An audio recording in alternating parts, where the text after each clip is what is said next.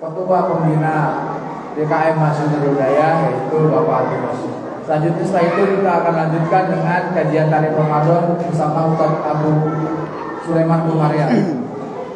Insya Allah acara kita hari ini adalah kita buka dengan tilawah oleh Ustaz Abdul Basir dan satu tilawah oleh Bapak Michael, kemudian sosialisasi oleh Bapak Haji Adinus, dan ditutup dengan penyampaian kajian tarikh oleh guru kita Ustaz Abu Sulaiman Bumaria.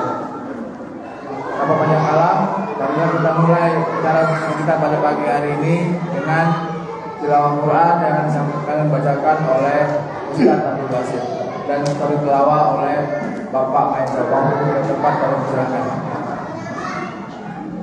Assalamualaikum warahmatullahi wabarakatuh. Waalaikumsalam.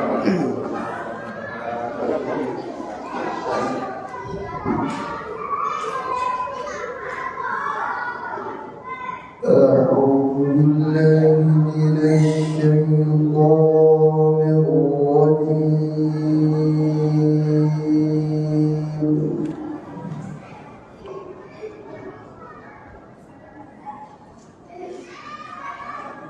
بسم الله الرحمن الرحيم.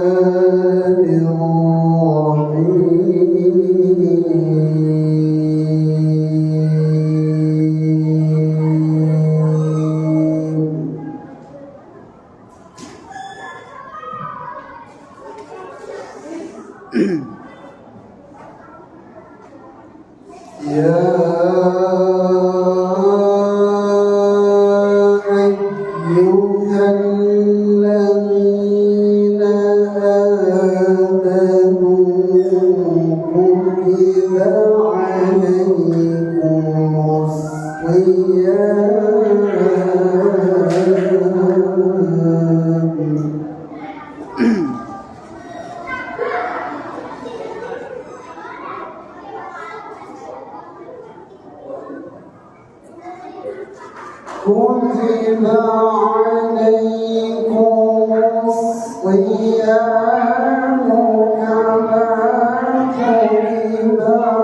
على الذين من قبلكم لعلكم تتقون.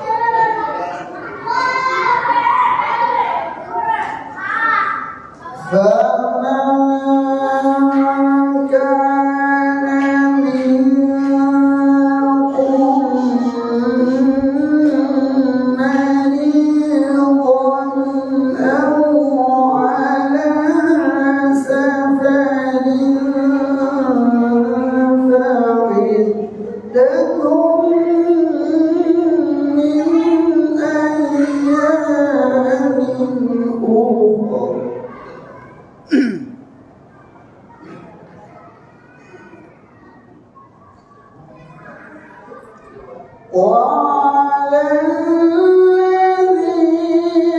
يطيقونه فدية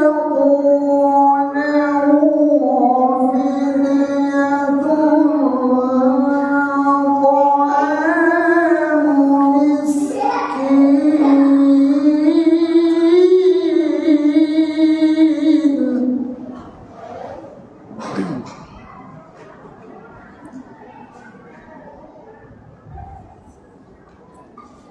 فمن تطوع خيرا فهو خير له،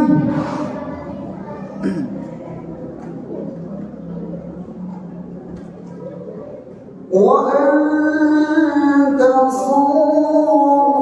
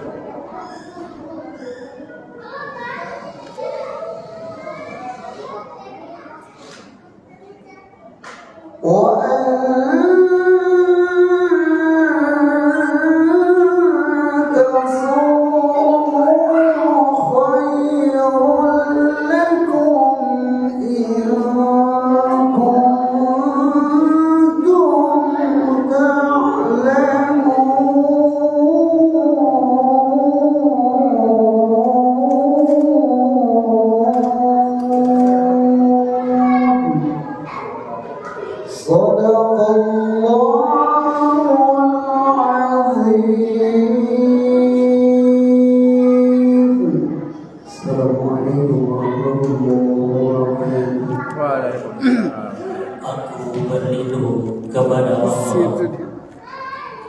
dari godaan setan yang terkutuk dengan menyebut nama Allah yang Maha Pengasih lagi Maha Penyayang. Wahai orang-orang yang beriman, diwajibkan atas kamu berpuasa sebagaimana diwajibkan atas orang sebelum kamu agar kamu bertakwa, yaitu beberapa hari tertentu. Maka barang siapa di antara kamu sakit atau dalam perjalanan lalu tidak berpuasa, maka wajib mengganti sebanyak hari yang dia tidak berpuasa itu pada hari-hari yang lain. Dan bagi orang yang berat menjalankannya, wajib membayar fidyah, yaitu memberi makan seorang miskin. Tetapi barang siapa dengan kerelaan hati mengerjakan kebajikan, maka itu lebih baik baginya, dan puasanya itu lebih baik bagimu jika kamu mengetahui. Maha benar Allah dengan segala firman-Nya.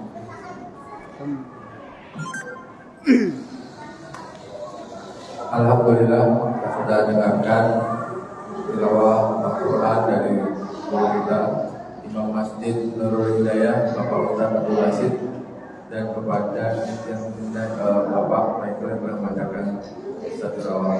Semoga kita yang mendengarkannya, yang membaca dan yang mendengarkannya Allah berikan taufik dan hidayahnya. Selanjutnya kita akan masuk pada acara berikutnya, yaitu sosialisasi dari anggaran dasar rumah tangga. Jadi bagi jamaah yang sudah hadir, baik ibu-ibu, bapak-bapaknya, hari ini kita undang semuanya, baik ibu-ibu, bapak-bapaknya, kita perlu tahu seperti apa sih organisasi Masjid Nurul Hidayah ini ke depan. Hal ini penting buat kita untuk memudahkan kita berorganisasi secara baik. Segala panduan yang akan kita gunakan dalam panduan berorganisasi di Masjid Nurul Hidayah ini. Karena bagaimanapun yang namanya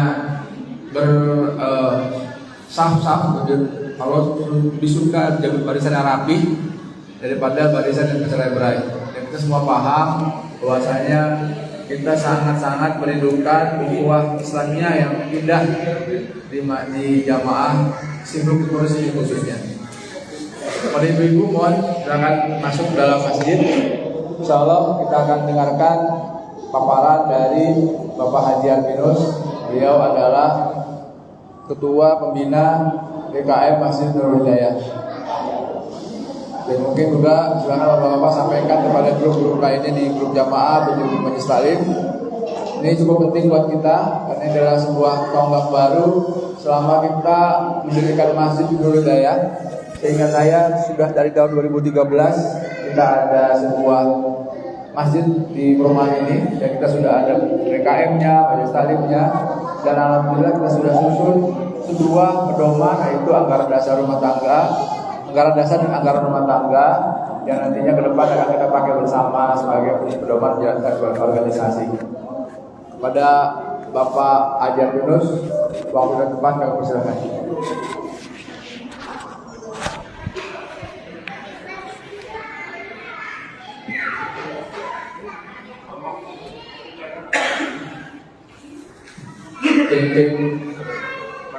Putar nggak? Hah? Putar nggak? Begitu aja.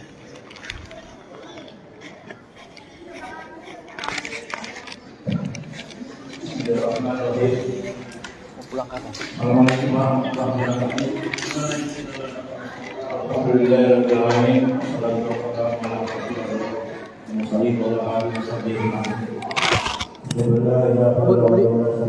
Buka. Ada ibu-ibunya tuh. Bapak Ibu jamaah Masjid Nurul Hidayah, insyaallah dimuliakan Allah. Pertama-tama tentunya kita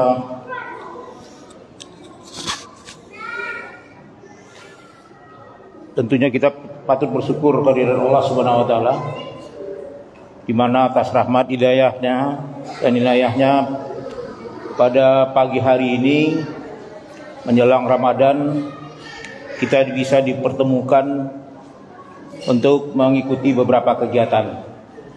Salah satunya yang sudah dipersiapkan oleh DKM Masjidul Hidayah adalah sosialisasi anggaran dasar dan anggaran rumah tangga perkumpulan jamaah Masjid Nurul Hidayah. Bapak Ibu yang kami hormati, anggaran dasar dan anggaran rumah tangga ini merupakan keinginan kita bersama yang sudah lama kita inginkan, yang sudah lama kita harapkan. Namun karena beberapa faktor, mungkin baru sekaranglah kita memiliki anggaran dasar dan anggaran rumah tangga. Proses penyusunan anggaran dasar dan anggaran rumah tangga ini cukup panjang Bapak Ibu. Jadi dimulai dari dibuatnya oleh draft awal oleh Pak Zul. Terima kasih Pak Zul yang sudah memulai draft awal. Terus dilanjutkan dengan 2 kali pembahasan seharian penuh di daerah Sentul dan daerah Megamendung. Dan terakhir finalisasi di Masjid Nurul Hidayah. Nah, mudah-mudahan hasil yang sudah dijalankan atau yang sudah dibahas oleh beberapa jamaah setidak-tidaknya bisa memenuhi harapan mendasar kita.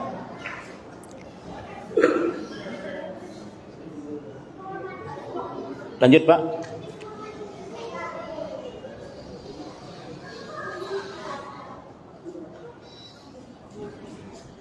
Nah, ini yang perlu kita sama-sama pahami dulu Bapak Ibu, yang sama-sama perlu kita satukan persepsi kita, bahwa kita sudah sepakat sebagaimana tertuang juga di dalam anggaran dasar dan anggaran rumah tangga, bahwa Masjid Nurul Hidayah ini adalah rumah bagi setiap umat Islam yang berpedoman kepada Al-Quran dan As-Sunnah, ijma, qiyas ulama dari 4 mazhab yang diakui oleh jumhur ulama.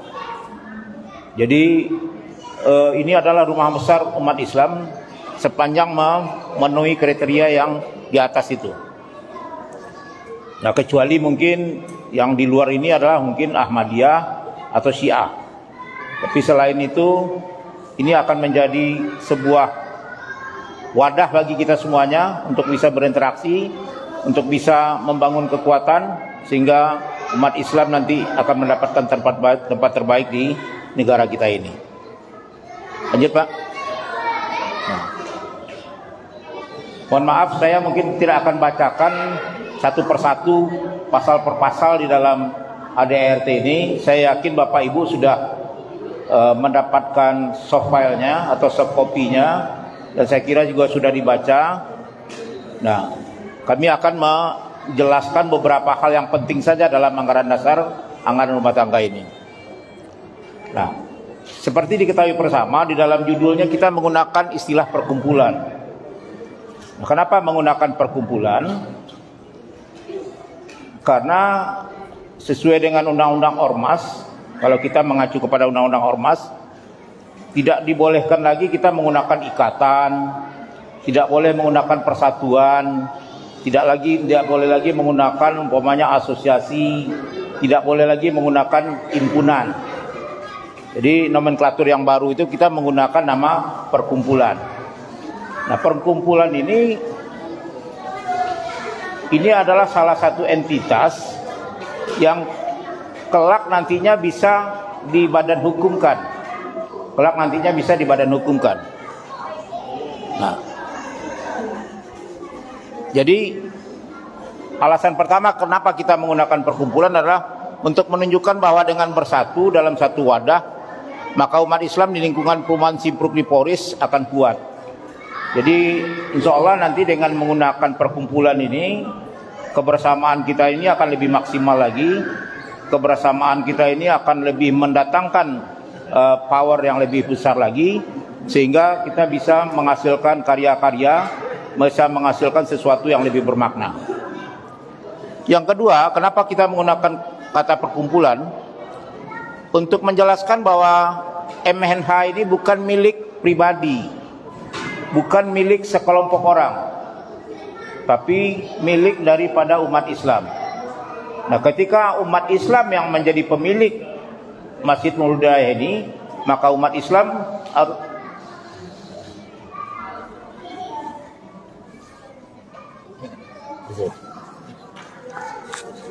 sini ya.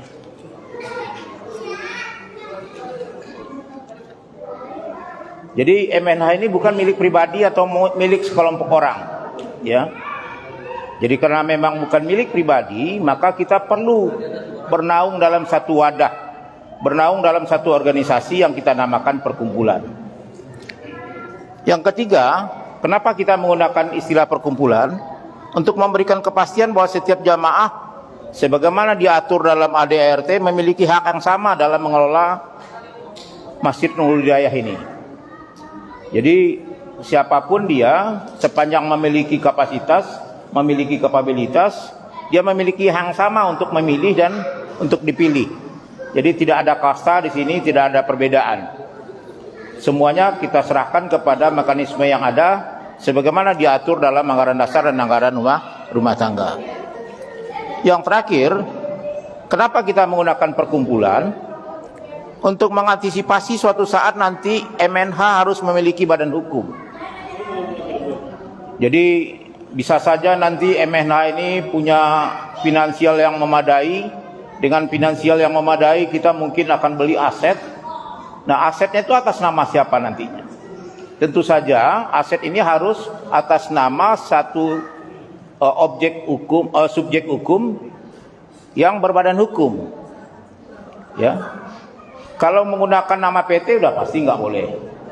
Menggunakan nama yayasan ini memang kurang pas juga kalau kita perhatikan daripada struktur yang ada di dalam yayasan tersebut. Khawatir nanti MNH ini nanti akan tidak terkelola dengan baik, tidak akan mendapatkan peluang bagi semua jamaah untuk ikut berpartisipasi karena sudah terkungkung di dalam organ yang ada dalam yayasan itu, yaitu badan pembina, badan pengurus, dan badan pengawas.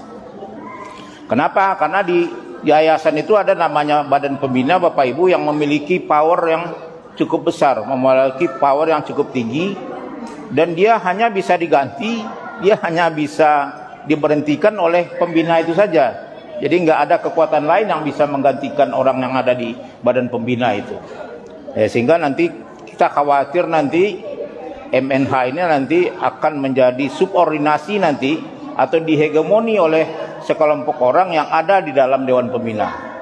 Jadi yang perlu kita pahami, sehingga memang kita sepakat menggunakan kata perkumpulan. Walaupun ya perkumpulan di sini sifatnya informal atau non formal. Jadi kita belum kita aktekan, karena belum kita aktekan dan belum juga kita lanjutkan kepada pengurusan mendapatkan pengesahan dari Kementerian Hukum dan Hak Asasi Manusia. Jadi hanya sekadar kita sepakati bersama saja, tetapi formatnya adalah format perkumpulan. Dan yang terakhir Bapak Ibu, kenapa kita menggunakan perkumpulan? Ini juga untuk mendorong partisipasi aktif daripada semua umat Islam yang ada di lingkungan perumahan Simpruk di Poris. Jadi kalau kita hanya menggunakan nama DKM saja, nah DKM itu akan menjadi pertanyaan, siapa yang membentuk DKM? Ya, kan mekanismenya harus ada. Nah, yang kedua, kalau hanya DKM saja, berarti ruang lingkupnya kecil. Jadi partisipasi daripada masyarakat, partisipasi dari seluruh jamaah tidak terakomodir di dalam Dewan Kemakmuran Masjid. Jadi kita menggunakan perkumpulan. Nah, nanti bagaimana kaitannya dengan DKM, nanti akan kita bahas. Lanjut Pak. Nah, dasar pertimbangan perlunya disusun ADART ini adalah pertama tentu saja, mungkin Bapak Ibu sudah paham sekali, sebagai acuan atau pedoman bagi semua pihak dalam mengelola organisasi perkumpulan MNH dalam mendukung kegiatan beribadah dan kegiatan syiar Islam lainnya di Masjid Nurul Hidayah. Di antaranya adalah tentang kedaulatan dan permusyawaratan, tentang hak dan kewajiban anggota, dalam hal ini adalah jemaah, tentang tugas dan tanggung jawab pengurus, tentang mekanisme pengambilan keputusan, tentang mekanisme pengawasan, baik dalam konteks pemantauan maupun pemeriksaan. Yang terakhir adalah pelaporan dan tanggung jawab. Nah, tadi saya katakan ada perkumpulan jamaah Masjid Nurul Hidayah, lantas juga ada DKM, Dewan Kemakmuran Masjid Nurul Hidayah. Jadi sama saja ketika sebuah organisasi, ada organisasi yang mewadahi beberapa orang, mewadahi banyak orang. Nah, organisasi tersebut membentuk dewan pengurusnya. Nah, kita dewan pengurusnya kita menggunakan nama yang mengelola masjid ini kita namakan Dewan Kemakmuran Masjid Nurul Hidayah.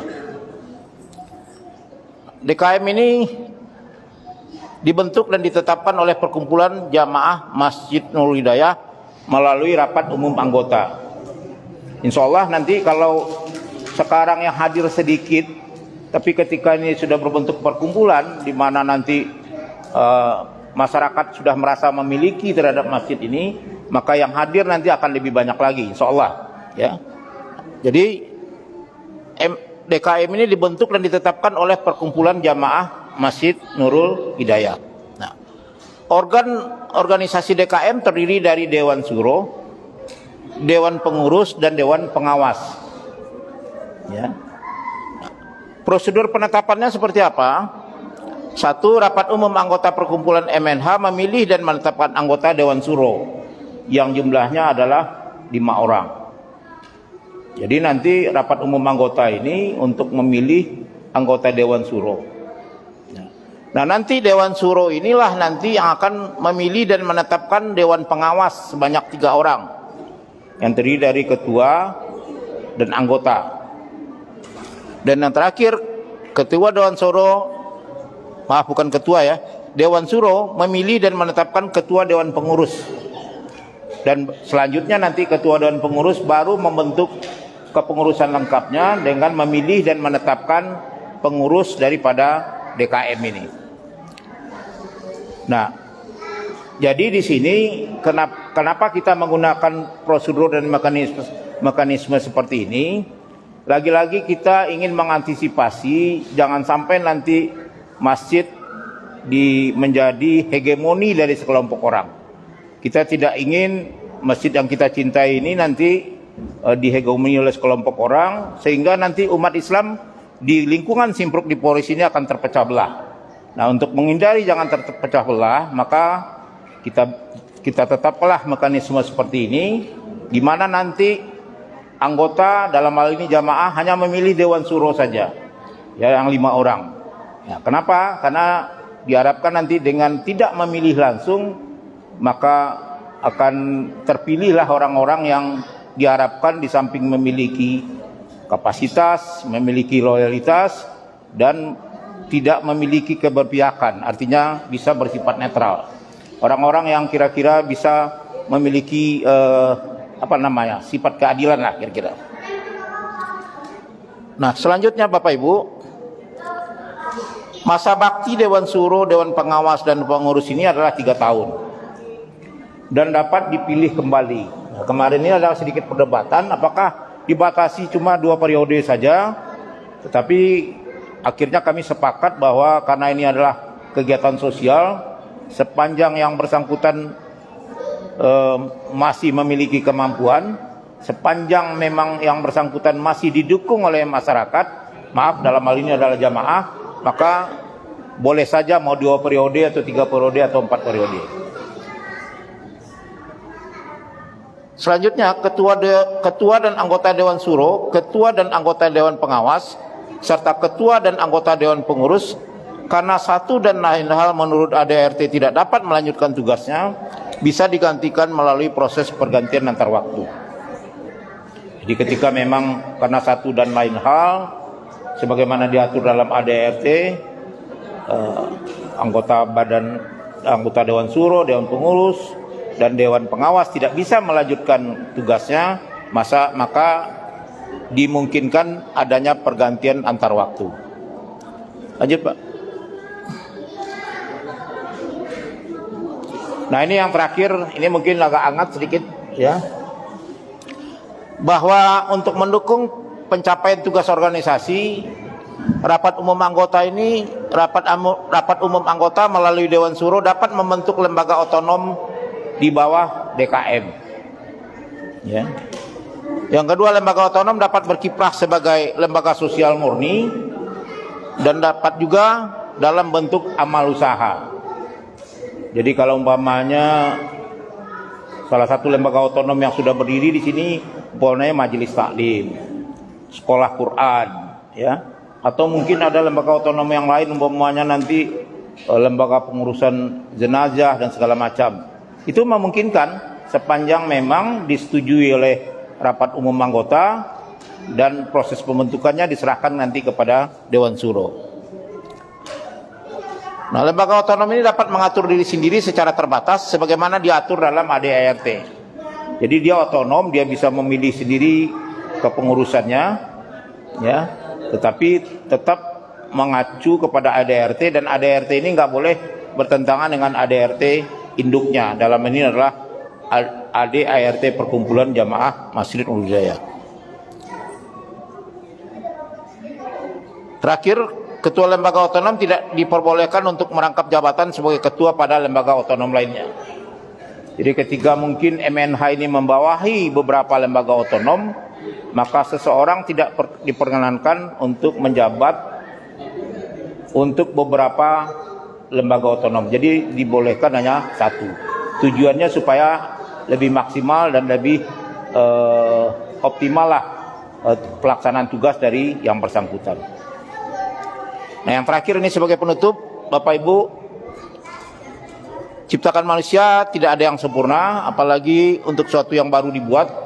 Jadi ADART ini baru dibuat, tentu saja tidak sempurna, tentu saja banyak kekurangan dan kelemahannya. Untuk itu ADART ini masih perlu disempurnakan pada masa yang akan datang. Nah, untuk menyempurnakannya atau untuk merevisinya tentu saja melalui rapat anggota Perkumpulan Masjid Nurul Hidayah sebagaimana diatur di dalam ADART. Dan yang terakhir, ADART ini akan maksimal berlakunya mungkin sejalan dengan pemilihan ketua yang baru nanti, ya, pemilihan ketua yang baru. Kapannya itu mungkin Pak Sigit yang bisa menjawab, ya, mau 3 tahun lagi, 2 tahun lagi. Tapi yang jelas segala sesuatunya sudah kita siapkan, ya, sudah kita siapkan. Dan mungkin sebagian kalau memang Pak Sigit berkenan, ini bisa memulai atau bisa menggunakannya dari sekarang. Nah, mungkin itu Bapak Ibu yang bisa saya sampaikan. Lebih kurangnya saya mohon maaf. Wabillahi taufiq wal hidayah. Wassalamualaikum warahmatullahi wabarakatuh.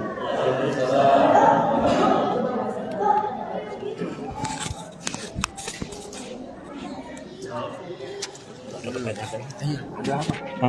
Ada di Ustaz. Ada, Pak. Baik. Terima kasih buat Pak Jardino sudah memaparkan sosialisasi tentang ADART kita. Selanjutnya kita buka 10 sebentar, sekitar 10-15 menit. Mungkin dari bapak-bapak atau ibu-ibu yang ingin tahu lebih dalam tentang anggaran dasar, anggaran rumah tangga yang sudah kita buat, silahkan mengajukan pertanyaan. Mumpung ada waktu kita masih cukup. Jadi yang ada pertanyaan masih ada apa ya, undang-undang atau undang-undang apa ya, ada ingin lebih tahu tentang ADART ini, dipersilahkan. Mungkin ada yang ingin tahu dari bapak-bapak atau ibunya.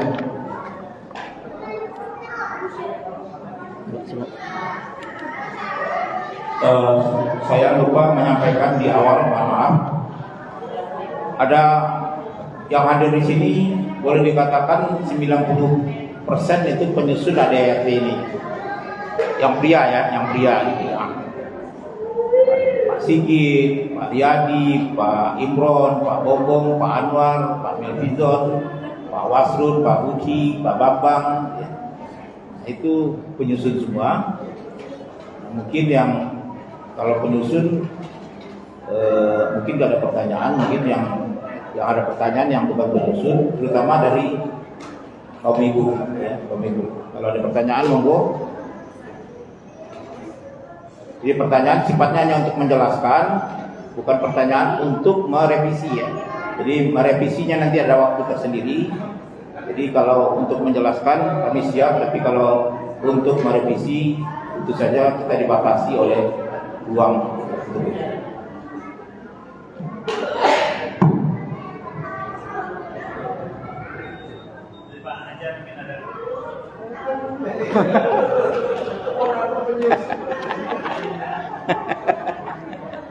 Pak Anjar mau nanya.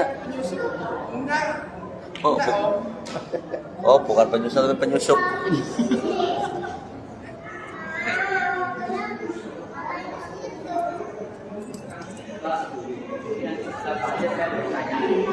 Biasa. Penyusun mau bertanya.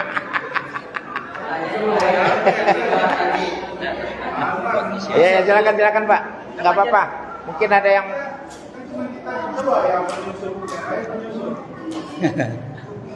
penor penyusun Pak. Sudah banyak. Sudah banyak kan? Silakan, mungkin ada yang mau perlu dijelaskan Pak. Enggak apa-apa Pak, enggak apa-apa juga. Ya Pak. Ini enggak bisa. Ya, makasih. Assalamualaikum warahmatullahi wabarakatuh. Ya, terima kasih kesempatan yang diberikan. Mungkin pertanyaan saya itu berkaitan dengan langkah-langkah berikutnya, Pak. Bukannya terkait dengan isi dari ADRT. Untuk tahun ini, kira-kira langkah-langkah apa yang akan dilakukan setelah ADART ini disahkan gitu? Ini sedikit saja sih gambaran gitu ya. Mohon bisa dijelaskan sedikit gambaran tahun ini gitu akan dilakukan apa. Makasih. Assalamualaikum warahmatullahi wabarakatuh. Terima kasih Pak. Saya tadi sudah saya jelaskan tadi. Cuma saya nggak berani mengatakan tahun ini Pak. Ya, tahun ini. Artinya kalau ADRT ini mau dipakai, kalau bisa satu paket, ya satu paket. Artinya di sini ada proses pemilihan daripada pengurus baru, pemilihan daripada Dewan Suro, kemudian daripada Dewan Pengawas. Nah, apanya tadi sudah saya katakan, kita serahkan aja deh kepada Pak Sigit, ya. Kita serahkan kepada Pak Sigit. Kapan Pak Sigit mau melaksanakan? Ya artinya ketika nanti Pak Sigit menetapkan hari, nanti dibentuk nanti panitianya. Ada panitia pengarahnya, ada panitia pelaksananya. Nah nanti mungkin salah satu tugas panitia pelaksana bagaimana mendorong, bagaimana memaksimalkan supaya jamaah bisa hadir lebih banyak. Bukan sekarang ini, bukan seperti sekarang ini. Supaya bagaimana panitia bisa mendorong supaya jamaah memiliki loyalitas yang tinggi, memiliki kepedulian, memiliki kesempatan yang sama dengan jamaah lain sebagaimana diatur dalam ADRT. Nah itu mungkin tugas nanti panitia pelaksana, bagaimana kegiatan rapat umum anggota itu nanti bisa dihadiri oleh banyak orang. Karena salah satu indikator sukses daripada sebuah kegiatan itu ketika memang pesertanya juga cukup banyak. Kalau bisa memenuhi klausul pertama di dalam proses penetapan daripada sah atau tidaknya rapat umum. Kan di dalam ADART ini dikatakan bahwa rapat umum ini dinyatakan sah ketika memang dihadiri oleh 50% plus 1 dari jumlah anggota yang ada. Nah, kita berharap itu dulu terpenuhi. Jangan masuk kepada klausul selanjutnya di mana setelah ditunda sekian waktu nggak tercapai juga baru jalan. Jadi kita berharap memang terpenuhi yang klausul pertama itu bahwa dihadiri oleh 50% + 1 dari jumlah anggota yang ada. Dan mungkin dalam waktu singkat ini mungkin Pak Sigit kita memang perlu meregistrasi anggota supaya memang keanggotaan kita itu betul-betul secara de facto dan de jure memang ada gitu. Ya terutama anggota biasa. Gitu Pak Noren. Terima kasih. Mungkin Pak Jul kali Pak ada pertanyaan Pak? Silakan Pak. Iya. Nambahkan sedikit Pak yang Bapak sampaikan tadi, memang tahap selanjutnya memang karena ini kan kita ada mempunyai nama perkumpulan ini registrasi anggota Pak. Memang mungkin gampangnya mungkin dari data jemaah yang ada di grup itu langsung didata nama anggota, nomor HP kan, nomor anggota pun perlu cantumkan, alamat, nanti tinggal dipublish saja. Kalau memang mereka mungkin tidak bersedia ya mereka bisa menyampaikan mereka tidak bersedia kan itu Pak. Jadi terdaftar gitu Pak. Itu aja Pak. Terima kasih Pak. Saya sangat setuju dengan usul Pak Jul. Jadi kita peta kompli aja ya jumlah jamaah yang sekarang sudah ada di dalam grup lah umpamanya ya dulu itu sebagai anggota daripada perkumpulan kita ini. Nah, kalau dia nggak berkenan nanti dia nanti akan menyampaikan sendiri bahwa saya tidak bersedia menjadi anggota. Nggak apa-apa, kita juga nggak bisa memaksakan karena ini dengan kerelaan saja menjadi anggota ini. Nah, tapi untuk memudahkan kita, untuk memudahkan panitia nanti dalam melaksanakan tugasnya, mungkin Pak Sekretaris DKM yang sekarang ini itu berkenan untuk mendata dengan mengambil data dari grup WhatsApp dengan melengkapi dengan data-data lain. Ya Pak Jul ya, mungkin email, nomor telepon dan segala macam. Terima kasih. Panjar mungkin sekarang nih Panjar udah ada nih. Silakan Panjar.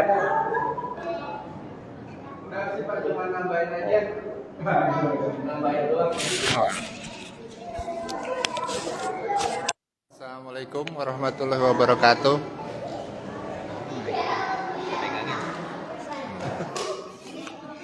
Menambahi usul dari Pak Zul, itu kan kalau di grup WhatsApp kan kita ada beberapa jamaah mungkin yang tinggalnya tidak di lingkungan Simpruk. Nah, sementara kan ini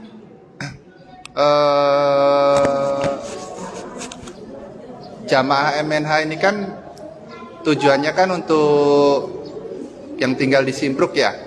Nah, itu untuk dipastikan aja sih Pak, jamaah-jamaah yang anggota-anggota grup WhatsApp yang dia tidak berdomisili di Simpruk ini aja sih. Terima kasih. Assalamualaikum warahmatullahi wabarakatuh. Waalaikumsalam warahmatullahi wabarakatuh. Saya kira menurut saya apa yang disampaikan Pak Anjar bisa diperhatikan, bisa kita akomodir ya. Jadi Bapak Ibu mungkin perlu kita tegaskan lagi bahwa di dalam keanggotaan kita mengenal dua anggota. Yang satu anggota biasa, yang satu adalah anggota luar biasa. Anggota biasa ini adalah anggota atau yang jamaah yang berdomisili tetap di perumahan Simpruk di Poris. Ya, di perumahan Simpruk di Poris. Jadi memang masjid ini keberadaannya nggak terlepas daripada umat Islam yang ada di perumahan ini, dan lahan yang dipakai juga adalah lahan daripada perumahan Simpruk di Poris. Jadi kalau berbicara stakeholder utamanya adalah umat Islam yang ada di perumahan Simpruk di Poris, tapi tanpa membatasi umat Islam lain untuk beribadah dan beraktivitas di Masjid Nurul Hidayah ini. Nah, jadi bagi umat Islam yang lain yang belum menetap di perumahan Simpruk di Poris ini, ya berarti belum menjadi anggota biasa daripada perkumpulan kita ini. Umpamanya contoh, orang yang ngontrak di perumahan Simpruk memang belum kita masukkan sebagai anggota biasa, atau dia sudah berumah di perumahan Simpruk di Poris tetapi domisilinya nggak di sini, berarti juga belum bisa dijadikan. Atau orang yang sehari-hari aktivitasnya di sini, ibadahnya di sini, tapi dia tinggal di lingkungan perumahan Simpruk di Poris.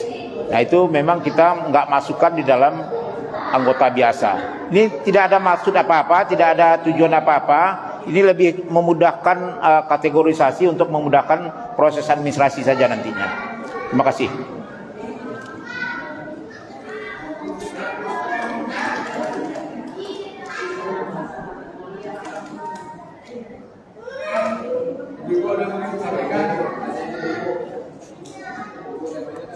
Ibu, Bu Mel, atau nanti ada tentang majelis taklim mungkin ingin dikonsultasikan sekalian. Mau ada forum resminya ini. Ada Bu? Bu ada yang menanyakan? Bu Mel.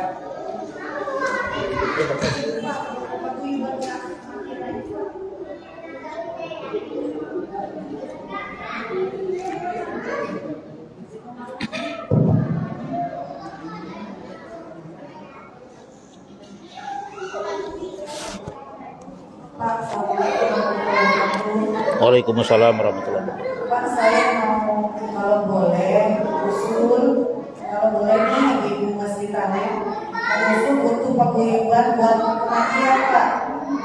Jadi biaya-biaya semua juga ditanggung dari masing-masing dana masing-masing rumah tangga kan dimintai biayanya.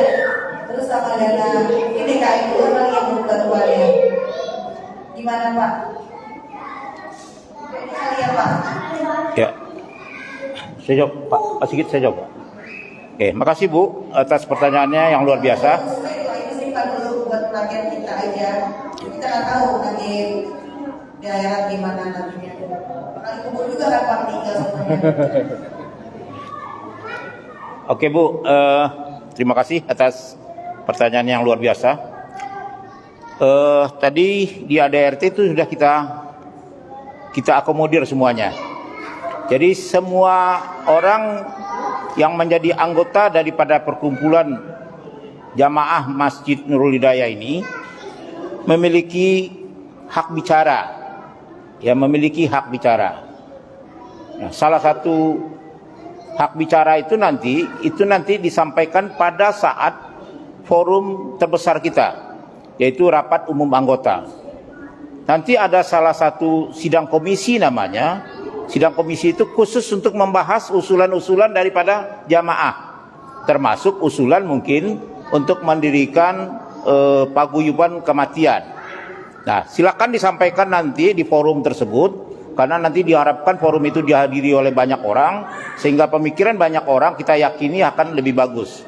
Nah, begitu sampai di pembahasan di kelompok itu, di grup itu, nanti baru naik kepada sidang pleno. Nah, baru di sidang pleno itu nanti ada keputusan usul ini diterima, usul ini ditolak, atau bagaimana selanjutnya, atau usul diterima dengan catatan. Nah, kalau seandainya usulnya diterima, nanti akan ditindaklanjuti oleh Dewan Suro.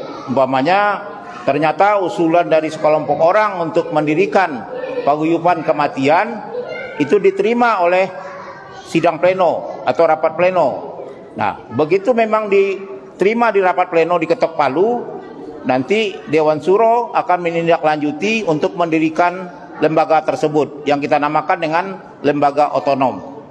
Nah, baru nanti selanjutnya di bawah kendali dari Dewan Pengurus. Jadi setelah memang berdiri nanti di bawah kendali daripada Dewan Pengurus. Assalamualaikum Ustaz. Mungkin itu Ibu ya, prosesnya begitu karena kita organisasi, jadi ada tahapan-tahapannya. Yang jelas semua keinginan, semua aspirasi dari seluruh jamaah Masjid Nurul Hidayah itu kita tampung. Ada salurannya. Tapi mungkin melalui prosedur dan mekanismenya, yaitu melalui rapat umum anggota. Nah, kapan rapat umum anggotanya? Nanti Pak Sigit yang akan menjawabnya. Begitu ya? Oke. Ya Pak, ini Pak, Ibu komplek kan sudah ada jemaah rencananya ya Pak ya, per bulan itu 25.000 per ibu-ibu, baru usul aja sih Pak. Iya. Terus kita dari tidak online. Maksudnya itu kalau setiap tahun mungkin kalau ada terjadi apa-apa mungkin DKI bisa buat penambahannya aja gitu Pak maksudnya. Ya, saya kira sebagaimana sudah kita sampaikan tadi, ketika memang bernaung di bawah Masjid Nurul Hidayah, maka tentu saja harus mengikuti prosedur dan mekanisme yang diatur di dalam ADART daripada perkumpulan jamaah ini. Menurut saya begitu. Jadi ketika memang bernaung di bawah masjid, maka kita mengikuti ADART yang sudah kita sepakati ini. Saya tidak berani menjawab apakah boleh, itu hak daripada anggota, hak daripada keputusan rapat nanti. Saya tidak berwenang untuk menjawab itu. Cuman kapan rapatnya nanti Pak Sigit. Jadi kalau apa yang Bapak Ibu, apa yang Ibu-ibu gagas ini bagus, saya yakin nanti akan diterima oleh anggota. Ya, saya yakin. Tapi kami nggak dalam kapasitas untuk bisa mengatakan itu boleh atau tidak boleh, itu bisa lanjut atau tidak lanjut. Kami nggak dalam kapasitas itu. Mobil ambulan. Begitu ya Bapak Ibu ya? Begitu ya Bapak ya? Jadi kita nggak kapasitas itu. Iya Pak, makasih ya Pak ya. Makasih ya. Baik, terima kasih Bapak Ibu. Jadi memang ini masih ada Kalau disetujuin baru masuk ke pengurus, baru ke bawah. Berarti belum jelas tuh ya. Kalau kamu anggota yang ada pertama tadi jelas ya ada pengesahan apa namanya untuk melaksanakan secara efektif ada yang kedua tadi ibu udah mulai Maaf ya Pak. itu Pak terus sempat detail lembaga otonom.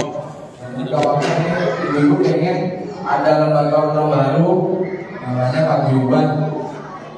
Mungkin kalau kematian bukan bisa berubah paguyuban sosial misalnya hanya ngurusin kematian nanti mungkin ada yang sakit mungkin bisa satukan dari paguyuban ini.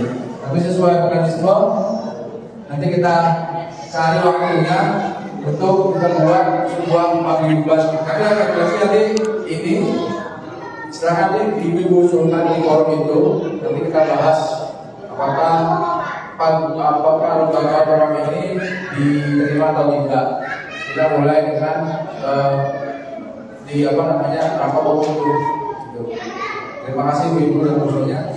Yang jelas memang dari Pak Udut bilang sudah banyaknya untuk datang di kegiatan masjid. Jadi pagi ada yang nanya juga ke Pak Abu. Ada yang nanya Pak Ustadz, kenapa 2 minggu awal Ramadan ramai, 2 minggu kemudian sepi? Ustadz bingung. Ya begitu gitu. Itulah karakteristik yang kita temui sekarang gitu ya. Jawabannya walaupun Ustadz sudah mengapanyakan bersosialisasikan, tapi memang faktanya seperti itulah kita pakai.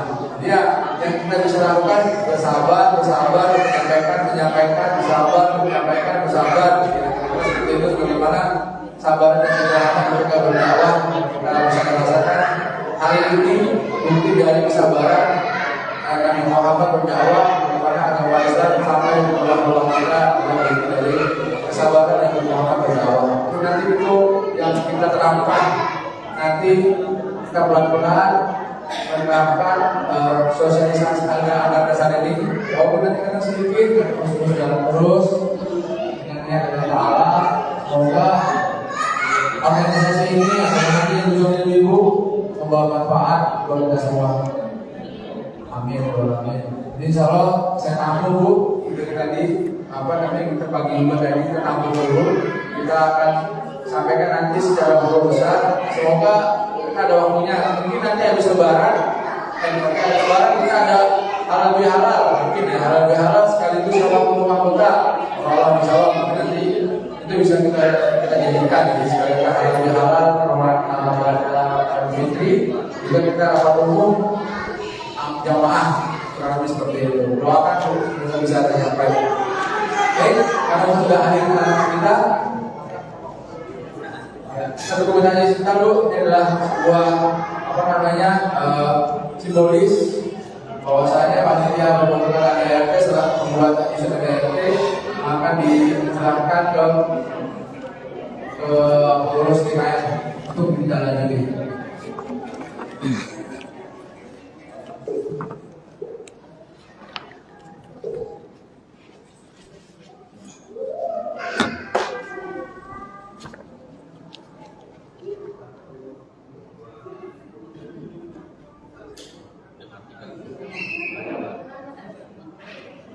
Oke.